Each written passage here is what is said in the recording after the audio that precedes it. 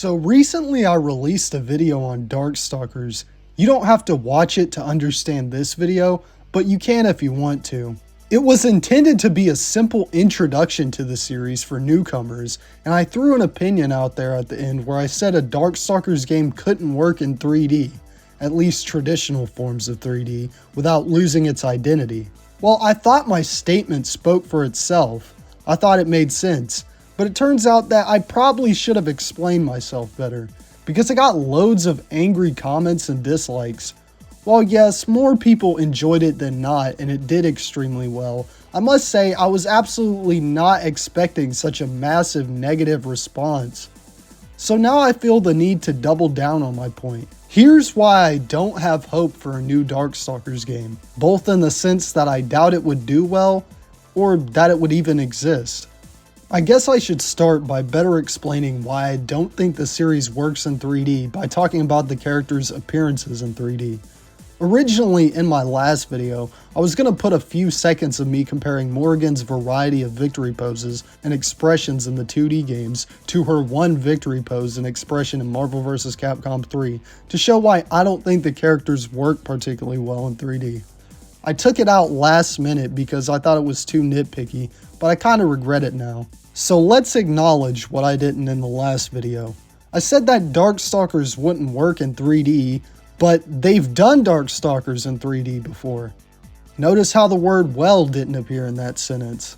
I think a lot of people are allergic to criticizing 2D fighters' transitions into 2.5D because of the ridiculous and incredibly unfair backlash the Street Fighter EX games got, but trust me, that's not the case for Darkstalkers. It's proven that it loses its visual identity and charm in 3D.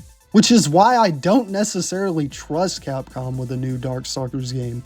I don't think the characters' 3D appearances are bad, they're passable. The problem is, that's exactly why I don't think some people can get into Darkstalkers. It doesn't stand out. Felicia I think is fine in Marvel 3, she's probably the easiest character to pull off in 3D, as her attacks are fairly simple and all she loses are some goofy facial expressions.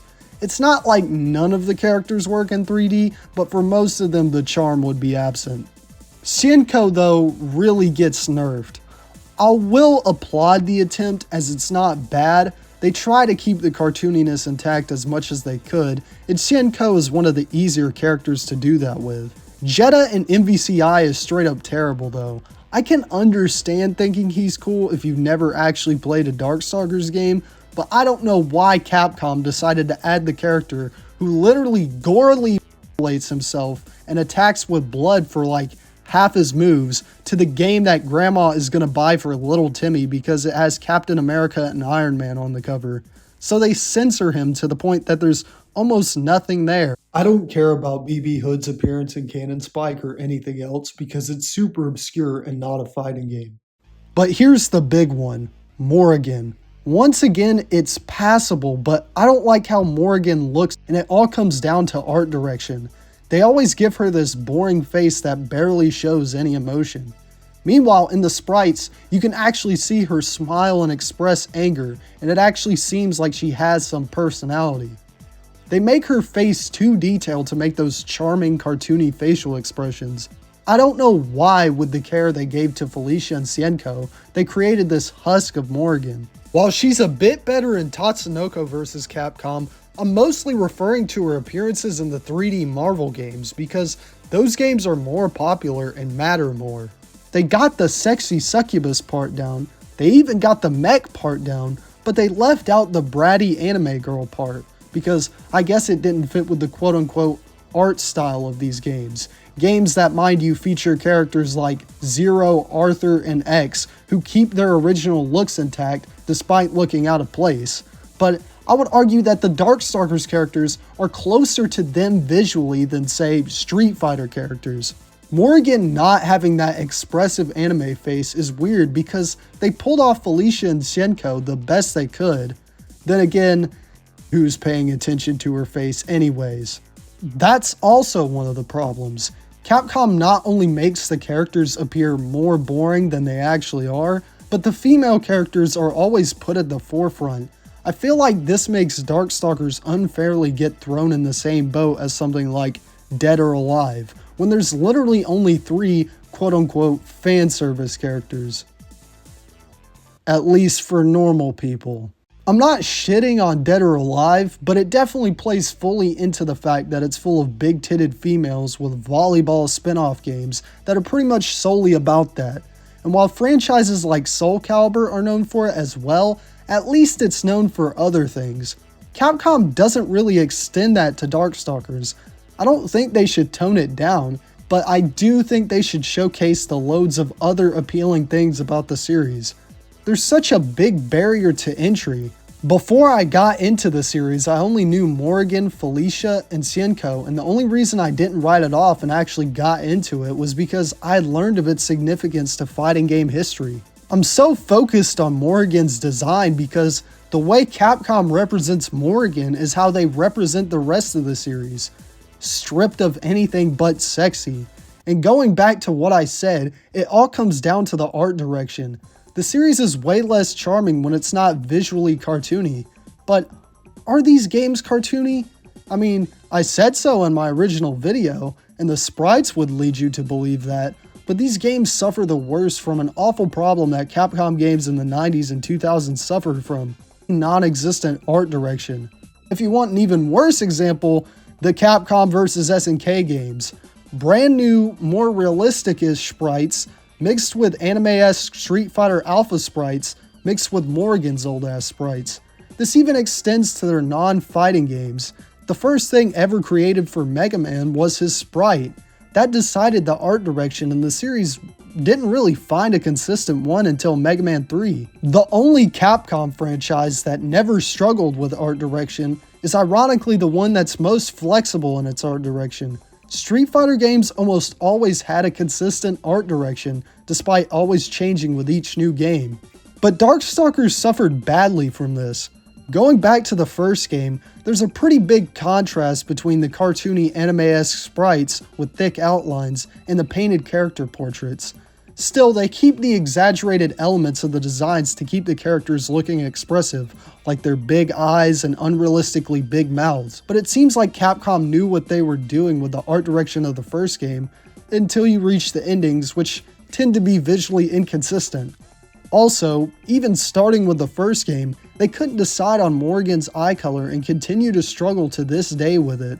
Nowadays they're mostly green, but her iconic sprite has brown eyes. When we get to Vampire Hunter, I really like the portraits in this game. They're definitely my favorites in the series, as they feel consistent with the sprites, and most of the windscreens are good too, except for Morrigan's, which looks so bland thanks in part to her smaller, more realistic eyes and bland expression.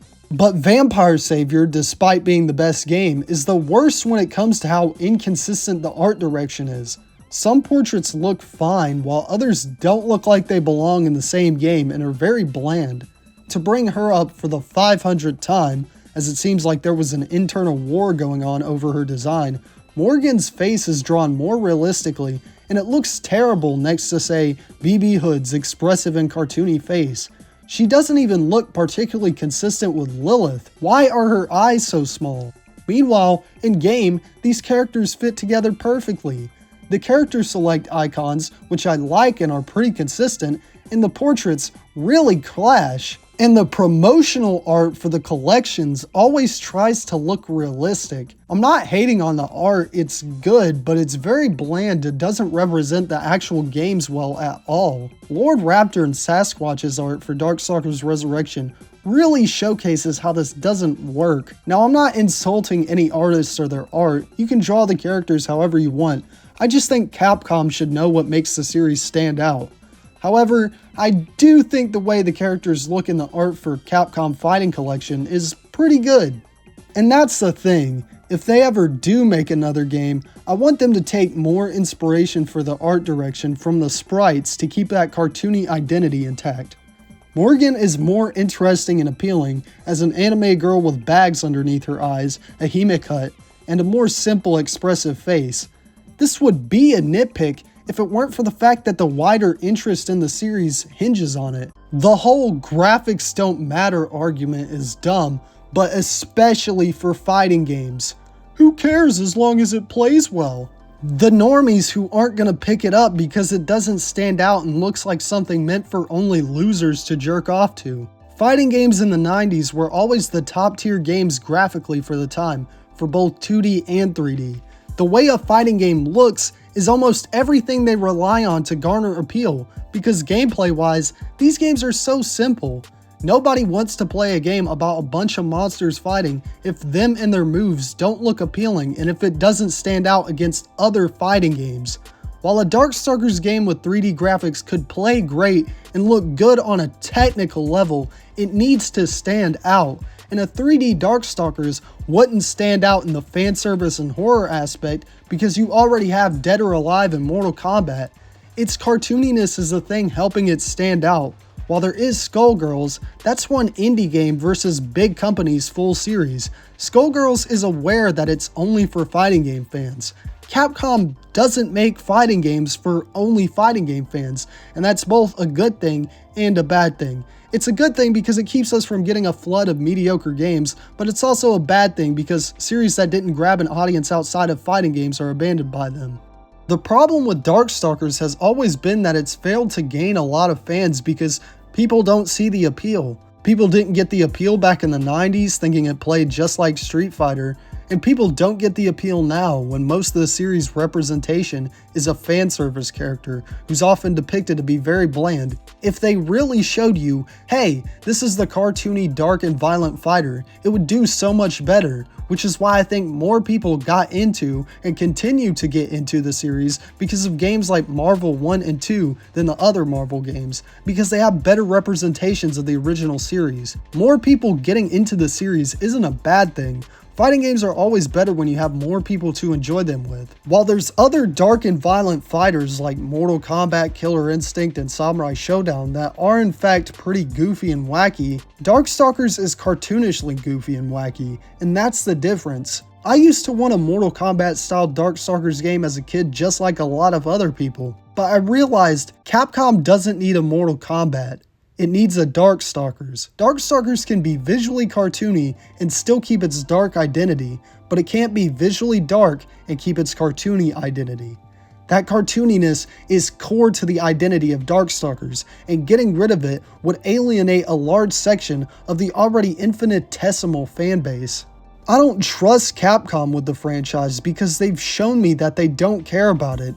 I don't trust fans with the series either because they'd rather it just exist at all than for it to exist and be good, and I really think they should be more grateful that series like this and Mega Man haven't been so run in the ground as much as other companies' franchises. But what about Arc System Works? They can make this series work in 3D while still keeping its identity. Fans always like to say they could handle a new Darkstalkers. Well, aside from the fact that it would most likely be super expensive, going back to the art direction thing, I don't know if ArcSys would get the art direction of Darkstalkers. Guilty Gear is anime, but it's nowhere near as cartoonish as Darkstalkers, and I hear what you're saying, and yes, they did accurately translate the art direction of Dragon Ball and Grand Blue Fantasy, but that's because those franchises have an established art direction. Like I said, Darkstalkers doesn't. But if ArcSys chases the look of the sprites for the characters, I would be very happy with that. I think the only options that are good are going with the old sprites and new pixel art, or if ArcSys makes the game, but using the cartoony art style of the sprites, but slightly updated to be more dynamic, because I do think they could do it perfectly. But Capcom is allergic to outsourcing games now, which sucks because while it gave them some failures, I think it gave them more bangers. Still, it would be wiser from a business perspective to stick to 2D sprites because it's cheaper to stick to mostly pre-established work, and a game as risky as Darkstalkers needs to be cheaper for that risk to pay off. And being produced for cheap and reusing assets doesn't mean the game will be bad, as the revival of the classic Mega Man game showed. While HD 2D sprites would work as well, the level of time and money that would go into that is simply not worth it for a game that's going to be this risky. The There's a reason games like Skullgirls and even KOF 12 had an extremely small cast. The big argument I see against this is that Capcom would want to sell as many alternate costumes as possible, but this series has so many alternate versions of characters already, like Lilith, Obro Bishamon, Dark Talbane, and D, that I don't see that being a problem. But still, Capcom might. They're fine for crossover games, but if they do something like that for a full Darkstalkers game, nah, chief. Just because TVC and MVC3 are cel-shaded doesn't make them cartoony. It's not the same as what ArcSys does. I think too many of these Japanese companies think cel shading will make anything look good or timeless. 3D games have the problem with the fact that no matter if you have a good art direction, cheaper 3D always looks worse than 2D, especially when you have a high pedigree of 2D art like Capcom and SNK. MVCI had the same problem. Big budget 3D takes too much time, stylish 3D is too hard to pull off if you're not skilled, and cheap 3D always looks worse than 2D. And a new Darkstalkers with realistic textures wouldn't be the same, in the same way that Frozen doesn't have the same art style as Aladdin. Let's end that idea quickly. It may share elements, but it's not the same. You can't compare Darkstalkers to cartoony 3D games like Sonic the Fighters or Super Mario Wonder because it's not the same kind of art style. Darkstalkers' anime style would absolutely not look good with more variable 3D animation. It wouldn't translate at all. I got so many comments on the last video of McTechnical giving the technical explanation as to why Darkstalkers would work in 3D. And it came across as if these people only care about the technicality and not the artistry. And nothing angers me more as an art enjoyer than that. Just because you can program a game doesn't make you a good game designer. And just because you don't know how to program doesn't mean you don't know how to design a great game. Just because you can technically sculpt and squash and stretch a 3D model doesn't mean you're an expert artist who can make it look appealing. Darkstalkers isn't like Street Fighter where it can switch art styles every new game. Darkstalkers has always had trouble standing out. And the most it's done that is by merely having Morrigan in so many games. I think its cartooniness gives it a unique identity, and I think people who might otherwise write it off as a fanservice series might express interest in it if Capcom sticks with what the series truly is, a cartoony, dark, and flashy fighter with awesome characters. But it's not like I'm allergic to change. That's the entire reason I want a new game.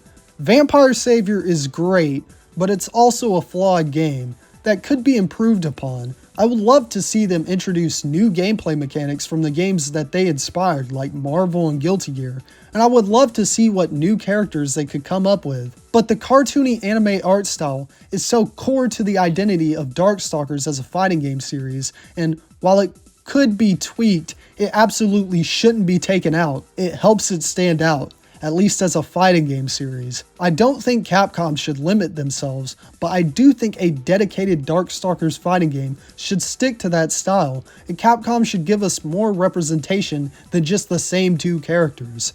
This criticism isn't directed at fan artists or cosplayers though. Keep doing what you're doing. The fun of fan art is seeing different interpretations, and cosplaying should be fun and not some bitch screaming in your ear about how a real person doesn't look exactly like a cartoon character. And I'm not saying this applies to any external media either. I'm just criticizing Capcom for their representation of the series. In the 90s, Darkstalkers at least had its gameplay going for it, but thanks to the emergence of so many other games cut from its cloth, it doesn't anymore. So that's why I'm so caught up in the art direction thing. A new game needs to do something to stand out, but even then, Capcom doesn't care about how a game looks. The gameplay is the real reason why Capcom can't make a new Darkstalkers game. It's been replaced by Marvel. You're not allowed to flood the market anymore in this day and age of gaming. In the 90s leading into the 2000s, Capcom had Street Fighter, Darkstalkers, Marvel, CVS, Cyberbots, Rival Schools, Star Gladiator, Red Earth, Gem Fighter, Power Stone, JoJo's, the Mega Man fighters, and so many more unique and inventive fighting games. But the only new fighting game releases from Capcom in the past decade have been Street Fighter V, Marvel Infinite, and Street Fighter VI. That's it. Esports has basically ruined the creative side of fighting games. Capcom can't have anything else competing with Street Fighter, and if they need another game, they're not going to pull from Darkstalkers. They're going to play it safe with Marvel because that will actually sell. Even then, Marvel Infinite's budget was tiny and it led to it looking, well, you know. Marvel has the same gameplay appeal, but way less risky characters. Joe Normie isn't going to buy a game just for the titty lady they've seen a few times. They're going to buy the game with Wolverine and Spider-Man and Hulk and multiple other characters they recognize. The whole AAA mentality that has led to every game taking a decade to complete, along with there only being less than 10 big games every EVO, has ruined creativity when it comes to the mainstream AAA studios fighting games, and that's why a new Darkstalkers can't come out. Darkstalkers literally has nothing left to stand on, as Marvel has taken its place gameplay-wise, and Skullgirl has taken its place artistically. Even when it comes to series about demons by Capcom, its place has been taken by Devil May Cry, and they show more love to Ghosts and Goblins. All it has left is the characters, left to survive only through spin-offs. Not only that, but the original 90s nostalgia boat for the series has sailed. Capcom recently released a remake of a game from 2005 last year at the time of this video's release, and its nostalgia train is still on the tracks. This is also why instead of getting a new Capcom vs SNK, we're just getting SNK characters in Street Fighter 6. And a lot of people have this mindset that Capcom can just put a bunch of Darkstalkers, Rival Schools, Cyberbots, Star Gladiator, and Red Earth characters into Street Fighter 6. They're fine with a more games-as-a-service approach, while ignoring the fact that these franchises are their own thing for a reason. Crossovers are supposed to be crossovers, and Street Fighter should be Street Fighter. I really hope Capcom doesn't go further with this. But I need to end this on a positive note. Darkstalkers has fans, albeit not that many, and if Capcom took the risk and released a new sprite-based or even riskier ArcSys developed game, I think it would be great, and they would love it. That's what I want. Not Darkstalkers characters in Street Fighter 6, not a new soulless Darkstalkers game that fails because only pre-existing fans and Coomers play it. I want to see Darkstalkers succeed and thrive, and I remain hopeful for the foreseeable future. Anyways, like, dislike, subscribe, follow my social media, because the algorithm is going to hate this. Anyways, I hope all you guys have a great day. See you later.